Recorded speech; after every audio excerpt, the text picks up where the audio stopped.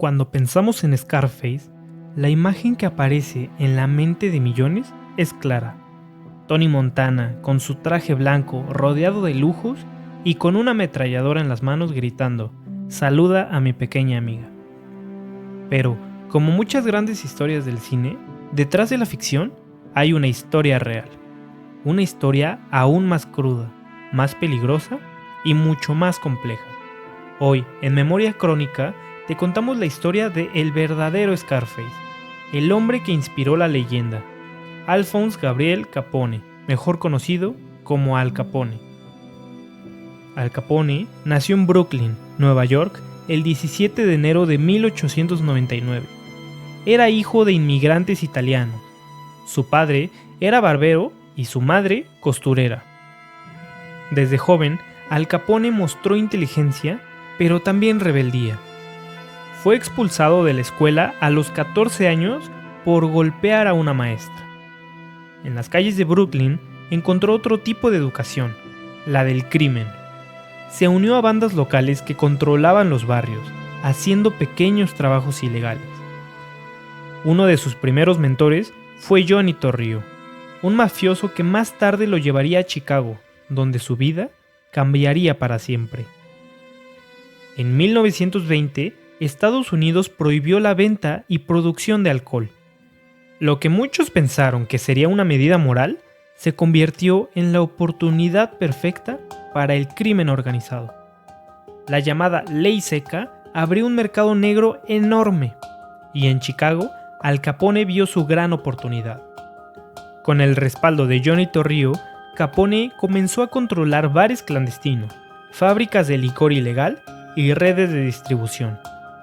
Pronto se convirtió en el líder de una organización criminal conocida como The Chicago Outfit. Pero no era solo alcohol. Su red incluía apuestas ilegales, prostitución, sobornos y violencia. Al Capone era temido, pero también respetado. Muchos lo veían como una figura casi de Robin Hood, un hombre que regalaba dinero a los pobres, organizaba comedores gratuitos y ayudaba a familias necesitadas. Pero detrás de esa imagen carismática se escondía una mente fría y estratégica. El apodo Scarface, o cara cortada, viene de una pelea en su juventud. Cuando trabajaba como portero en un club nocturno, hizo un comentario grosero sobre una mujer, y su hermano lo atacó con una navaja. Al Capone quedó con una cicatriz en el rostro. Odiaba el apodo y prefería que lo llamaran simplemente Big Al o el jefe. A pesar de su reputación violenta, Capone era un hombre de negocios. Organizó su imperio como una empresa, con contadores, abogados, gerentes y protección policial pagada. En su mejor momento, se calcula que su organización generaba más de $100 millones al año, una cifra enorme para los años 20. Uno de los momentos más oscuros en la historia de Al Capone fue la masacre de San Valentín el 14 de febrero de 1929. Ese día, 7 miembros de una banda rival fueron alineados contra una pared y acribillados por hombres disfrazados de policía. Aunque Capone siempre negó haber estado involucrado, todos sabían que había sido un ajuste de cuentas ordenado por él. Este hecho marcaría un antes y un después. La opinión pública empezó a ver a Al Capone como una amenaza seria. Y el gobierno comenzó a buscar formas de atraparlo. Durante años, Al Capone fue intocable.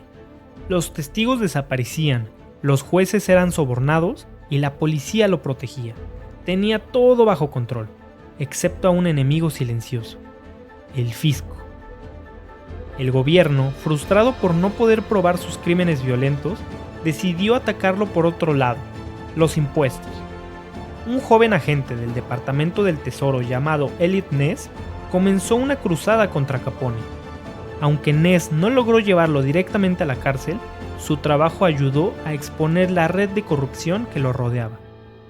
Finalmente, en 1931, Al Capone fue acusado de evasión de impuestos. Ese fue su punto débil, y por ahí lo atraparon. Al Capone fue sentenciado a 11 años de prisión. Primero estuvo en Atlanta, pero debido a su influencia tenía privilegios. Por eso fue trasladado a Alcatraz, la prisión más segura del país en ese momento. Ahí su poder desapareció. Ya no podía controlar su imperio desde adentro, y su salud comenzó a deteriorarse rápidamente. Al Capone había contraído sífilis años atrás y nunca se había tratado. Con el tiempo, la enfermedad afectó su cerebro. Tuvo problemas para hablar, para recordar, y su comportamiento se volvió errático. En 1939 fue liberado por razones médicas y pasó sus últimos años en su mansión en Florida, bajo el cuidado de su esposa y familiares. Murió el 25 de enero de 1947 a los 48 años de edad por un derrame cerebral. Aunque su vida terminó hace décadas, la figura de Al Capone sigue viva en la cultura popular. Películas, series, libros y videojuegos han contado su historia o se han inspirado en ella. La película Scarface de 1932, protagonizada por Paul Mooney, fue directamente basada en él. Y la versión de 1983, con Al Pacino como Tony Montana, aunque ambientada en otra época y con otro origen, retomó muchos elementos de su carácter: la ambición desmedida, la violencia, la riqueza y la caída. Pero, a diferencia del Tony Montana ficticio, Al Capone no murió a tiros, ni rodeado de enemigos. Murió enfermo, solo y alejado del poder que alguna vez tuvo. Hay quienes ven a Al Capone como un símbolo del sueño americano al revés. Un hombre pobre que logró riqueza y poder, pero por medios ilegales.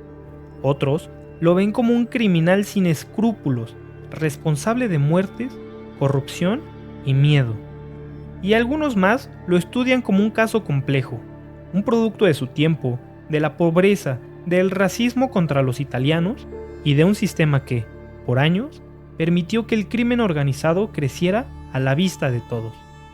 Lo que es innegable es que su historia sigue fascinando, porque muestra hasta dónde puede llegar una persona cuando combina inteligencia, violencia y carisma, en un momento en que las reglas estaban cambiando. Al Capone fue más que un mafioso, fue una figura que marcó una época, convirtió la ilegalidad en negocio, usó el miedo como herramienta y logró lo que muchos soñaban, aunque fuera a costa de todo.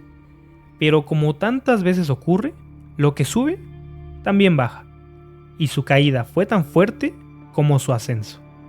Hoy, el verdadero Scarface ya no vive, pero su historia sigue ahí, recordándonos lo peligroso del poder sin límites y de las decisiones que tomamos cuando creemos que todo se vale. Gracias por ver Memoria Crónica. Suscríbete, deja tu comentario y comparte este video si te interesa conocer las historias reales que inspiraron las leyendas del cine.